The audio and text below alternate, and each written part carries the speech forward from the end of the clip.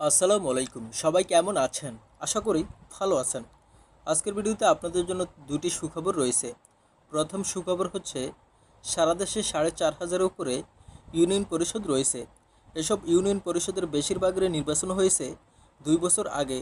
এমন অবস্থায় সরকার পরিবর্তনের পর রাজনৈতিক পরিস্থিতিতে দেশের যেসব ইউনিয়ন পরিষদের চেয়ারম্যানরা অনুপস্থিত রয়েছেন, সেসব জায়গায় কাজ চালাতে প্যানেল চেয়ারম্যান কিংবা প্রশাসক নিয়োগ দেওয়ার সিদ্ধান্ত নিয়েছে সরকার। জাতীয় নির্বাচনের মতো স্থানীয় সরকার নির্বাচনও সংসদীয় পদ্ধতিতে হবে। মেয়র চেয়ারম্যান পদে সরাসরি ভোট হবে না, মেম্বারদের ভোটে ইউনিয়ন পরিষদের চেয়ারম্যান নির্বাচিত হবেন। দ্বিতীয় সুখবর হচ্ছে পৌরসভা, সিটি কর্পোরেশনের মেয়র ও ইউনিয়ন, উপজেলা, জেলা পরিষদের চেয়ারম্যান পদে নিরক্ষর ও স্বল্প শিক্ষিতরা নির্বাচন করতে পারবে না।